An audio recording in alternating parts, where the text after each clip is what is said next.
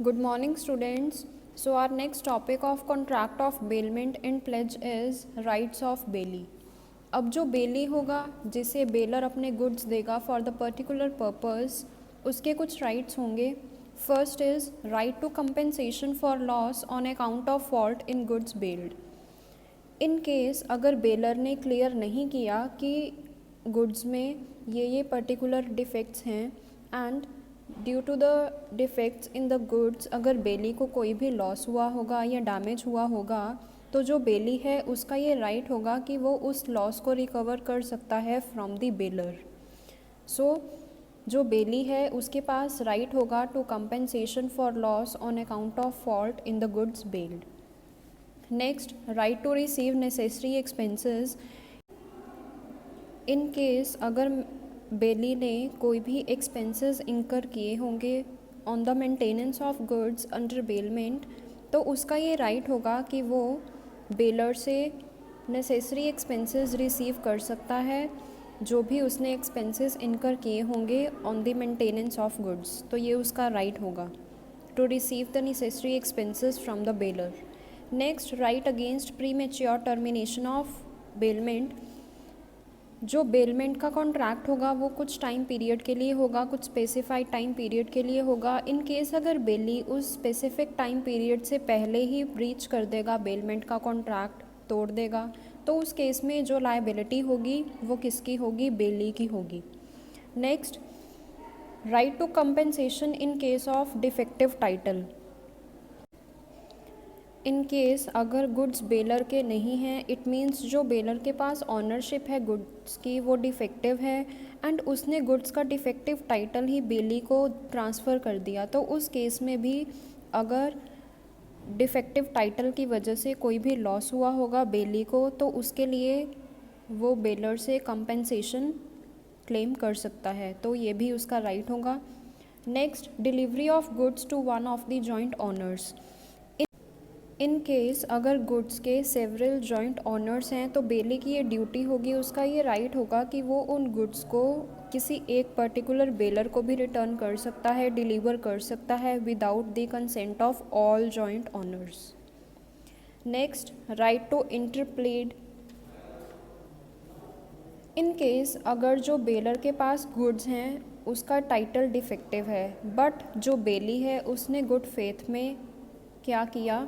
Trust किया baler पे and जो गुड्स हैं वो as per the directions of the baler use किए. एंड इन केस अगर इन फ्यूचर कोई भी डिफेक्टिव टाइटल की वजह से कोई भी लॉस हुआ होगा, डैमेज हुआ होगा, तो जो बेली होगा वो रिस्पॉन्सिबल नहीं होगा to the owner of goods for such delivery, because जो टाइटल था गुड्स का वो क्या था? डिफेक्टिव था, तो उस केस में जो बेलर है वही रिस्पॉन्सिबल होगा.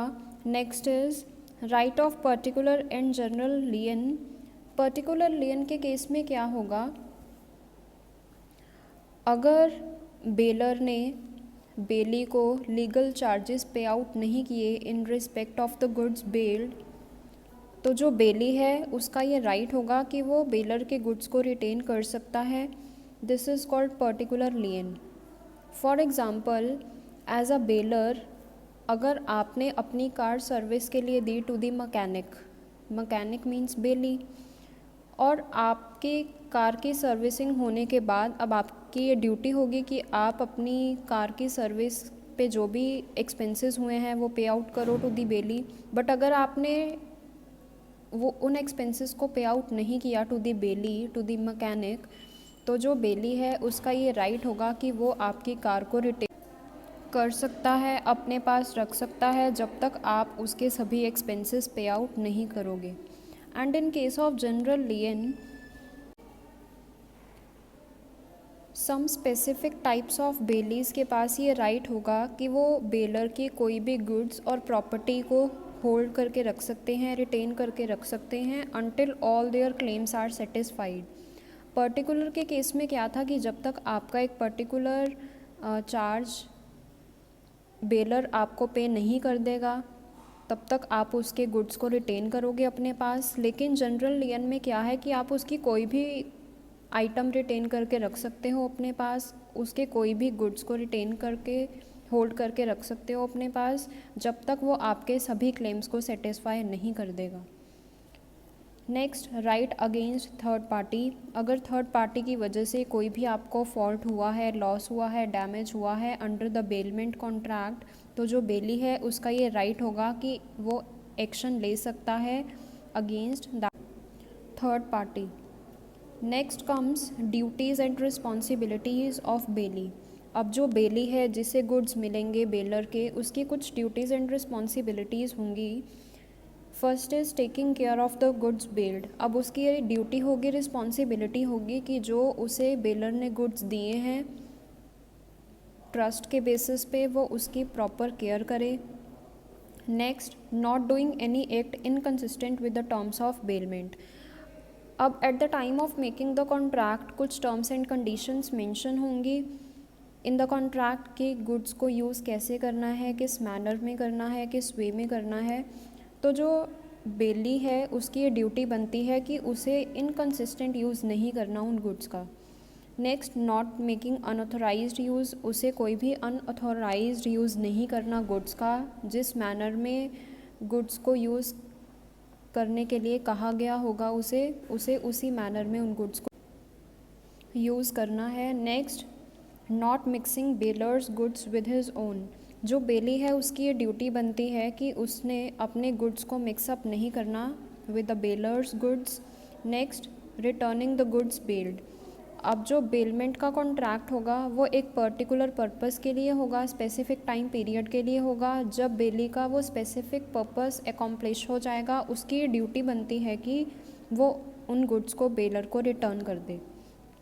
Next, returning any profit in case अगर उसे कोई भी प्रॉफिट जनरेट हुआ होगा from the goods under the contract of bailment, तो जो बेली है वो लायबल होगा to return any profit in the goods under the bailment because of any other contract to the bailor. Next, not setting up an adverse title. It means ये duty बनती है बेली की that उसे कोई भी ऐसा एक्ट नहीं करना जिसकी वजह से एडवर्स इफ़ेक्ट पड़े on the title of goods of the bailor. So जो बेली होगा उसका ये राइट होगा कि उसे कोई भी ऐसा एक्ट नहीं करना लाइक उसे बेलर के गुड्स को ना ही सेल करना है और ना ही प्लेज करना है under the contract of bailment. Next comes the termination of bailment. अब जो बेलमेंट का कॉन्ट्रैक्ट है उसकी टर्मिनेशन होगी in the following circumstances. First, doing an act inconsistent with the terms of bailment. इन केस अगर बेलर एंड बेली ने कोई भी ऐसा एक्ट किया which is inconsistent with the terms of the bailment, जो टर्म्स मेंशन थी eight the time of making the contract उन टर्म्स के अकॉर्डिंगली अगर बेलर एंड बेली ने वर्क नहीं किया, एक्ट नहीं किया, तो जो कॉन्ट्रैक्ट है वो टर्मिनेट हो जाएगा। Next, at the desire of the bailor in case of ग्रेटिटुअस bailment. In such a kind of bailment consideration जहाँ नहीं होगा तो बेलर के डिज़ायर पे डिपेंड है। इन केस अगर बेलर की ये विलिंगनेस होगी, विल होगी कि उसे बेलमेंट का कॉन्ट्रैक्ट फिनिश करना है, तो eight the desire of baler जो कॉन्ट्रैक्ट है वो टर्मिनेट हो जाएगा। Next, on the expiry of period. अब जो बेलमेंट का कॉन्ट्रैक्ट होगा वो एक स्पेसिफिक टाइम पीरियड के लिए होगा एंड जब वो स्पेसिफिक टाइम पीरियड एक्सपायर हो जाएगा एंड पर्टिकुलर ऑब्जेक्टिव एकम्प्लिश हो जाएगा तो जो कॉन्ट्रैक्ट ऑफ बेलमेंट है वो टर्मिनेट हो जाएगा। Next, on the accomplishment of objective. जब आपका ऑब्जेक्टिव एकम्प्लिश हो जाएगा, जिस पर्पस के लिए आपने कॉन्ट्रैक्ट ऑफ बेलमेंट में एंटर किया था वो पर्पस आपका अगर फुलफ़िल हो जाएगा तो भी बेलमेंट का कॉन्ट्रैक्ट टर्मिनेट हो जाएगा। Next, on the death of bailor और bailee in case of ग्रेटिटुअस bailment. इन केस अगर बेलर या बेली की डेथ हो गई तो उस केस में भी जो कॉन्ट्रैक्ट होगा वो टर्मिनेट हो जाएगा। Next comes the finder of goods. अब फाइंडर कौन होगा? Finder of goods is a person who finds some goods belonging to another person. Bailment is specifically defined as a contract which is the result of an agreement between the parties to it, but there is no agreement between the finder and owner of goods. Under the contract of bailment, जो contract होगा वो two parties में होगा, bailor and bailee, but finder कौन होगा goods का? जिसे किसी और पर्सन के गुड्स मिले हैं। सो कोई भी एग्रीमेंट नहीं होगा between the finder of the goods and owner of the goods. जिस पर्सन के गुड्स हैं, जो गुड्स का ऑनर है, that is called bailor, but finder of goods वो पर्सन होगा विच इज़ नॉट अ बेली। वो पर्सन कोई अननोन होगा जिसे ऑनर के गुड्स मिले होंगे। सो फाइंडर ऑफ गुड्स वो पर्सन होगा जिसे ऑनर के गुड्स मिले होंगे एंड जिसने अपने पास उनको सेफली रखा होगा अपनी कस्टडी में। एंड वो बेली नहीं होगा, बट जो उसकी रिस्पॉन्सिबिलिटी होगी वो सेम बेली जैसी होगी। अब जो बेली है उसकी क्या रिस्पॉन्सिबिलिटी होगी कि जो ऑनर के गुड्स हैं, जो बेलर के गुड्स हैं, वो उनको अपनी सेफ कस्टडी में रखे, प्रॉपरली उनको यूज़ करे एंड उसे बेलर को टाइमली रिटर्न करे। तो जो फाइंडर होगा गुड्स का, उसकी भी ये रिस्पॉन्सिबिलिटी होगी जो एक बेली की होती है। उसकी भी रिस्पॉन्सिबिलिटी होगी कि वो उन गुड्स को अपनी सेफ कस्टडी में रखे एंड उन गुड्स के ऑनर को फाइंड आउट करके वो उसके गुड्स को उन्हें रिटर्न करे। So next comes the rights of finder of goods. First is right of लियन on the goods. So first right क्या होगा फाइंडर ऑफ गुड्स का कि वो अपनी सेफ कस्टडी में उन गुड्स को रखेगा एंड उसका ये राइट बनता है कि अगर उसने कोई भी एक्सपेंसेस किए होंगे उन गुड्स पे, तो उसका ये राइट है कि वो ऑनर ऑफ द गुड्स से उन एक्सपेंसेस को क्लेम कर सकता है जो भी उसने इनकर किए होंगे on the maintenance and security of goods. Next, right to sue for reward.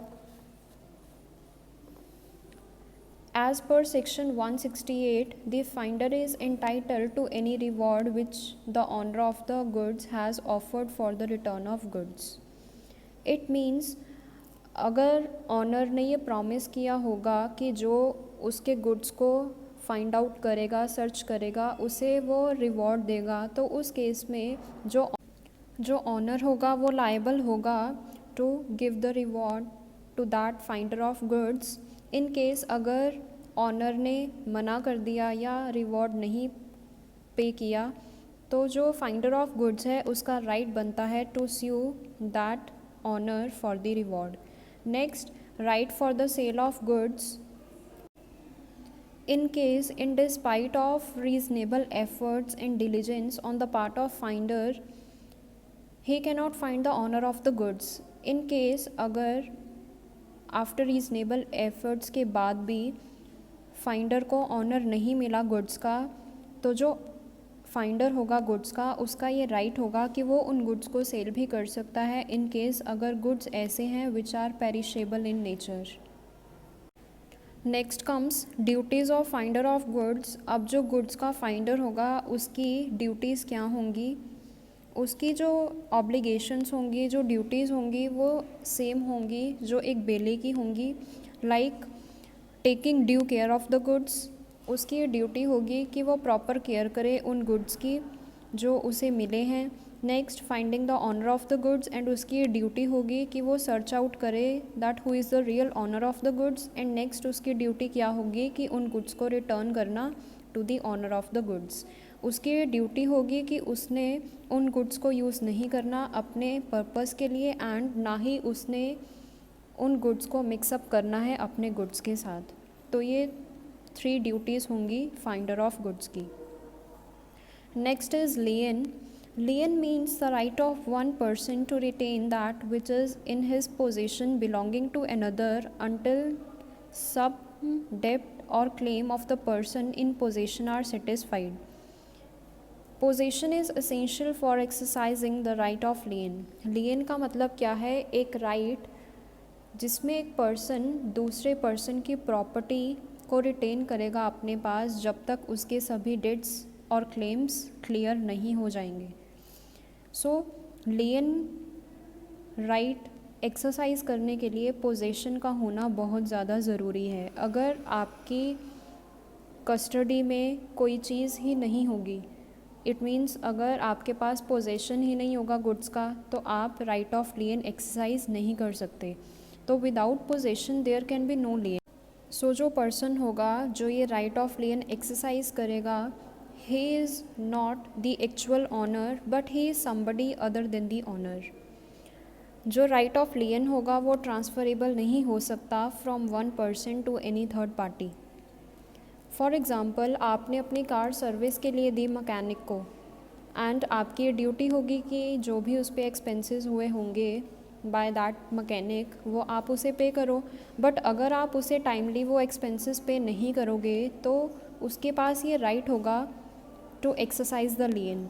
It means वो आपकी कार अपने पास रिटेन कर सकता है, उसका ये राइट होगा जब तक आप उसे उसके एक्सपेंसेस पे आउट नहीं कर दोगे। Like let us take another example, आपने अपना सूट दिया ड्राई क्लीनर को, अब उसकी ये ड्यूटी बनती है कि वो आपके सूट को क्लीन करे, एंड आपकी भी ये ड्यूटी बनती है कि आप उसे टाइमली उसके एक्सपेंसेस, उसके चार्जेस पे आउट करो। बट अगर इन केस आपने चार्जेस नहीं पे आउट किए टू द ड्राई क्लीनर, तो उसका ये राइट होगा कि वो आपके सूट को तब तक अपने पास होल्ड कर सकता है जब तक आप उसके एक्सपेंसेस, आप उसके चार्जेस पे आउट नहीं कर दोगे। सो जो ड्राई क्लीनर है उसके पास राइट होगा right of lien. Next comes kinds of lien. अब 2 टाइप्स के होंगे ये rights, particular lien and general lien. In case of particular lien, अगर बेलर ने बेली को लीगल चार्जेस पे आउट नहीं किए in respect of the goods bailed, तो जो बेली होगा उसका ये राइट होगा कि वो बेलर के गुड्स को रिटेन कर सकता है जब तक उसके क्लेम्स सेटिस्फाई नहीं होंगे by the bailor. For example, as a bailor, अगर आपने अपनी कार सर्विस के लिए दी to mechanic, mechanic means bailee, आपकी कार की सर्विस होने के बाद आपकी ये ड्यूटी होगी कि कार की सर्विस पे जो भी एक्सपेंसेस हुए हैं वो आपको पे आउट करने होंगे टू दी मैकेनिक। बट अगर आप उन एक्सपेंसेस को पे आउट नहीं करोगे टू दी बेली, तो उसके पास ये राइट होगा कि वो आपकी कार को तब तक अपने पास रख लेगा जब तक आप उसको उसके सभी एक्सपेंसेस पे आउट नहीं कर दोगे। And in case of general lien, some specific types of bailees के पास ये राइट होगा कि वो बेलर की कोई भी प्रॉपर्टी को, गुड्स को होल्ड कर सकते हैं, रिटेन कर सकते हैं अपने पास until all their claims are satisfied. So in case of particular lien में क्या था कि आप एक पर्टिकुलर चार्ज के लिए ही एक पर्टिकुलर आइटम को रिटेन करोगे बेलर की। But in case of general lien, आप कोई भी आइटम या कोई भी गुड को अपनी कस्टडी में रख सकते हो, रिटेन कर सकते हो अपने पास until all your claims are satisfied by the baler.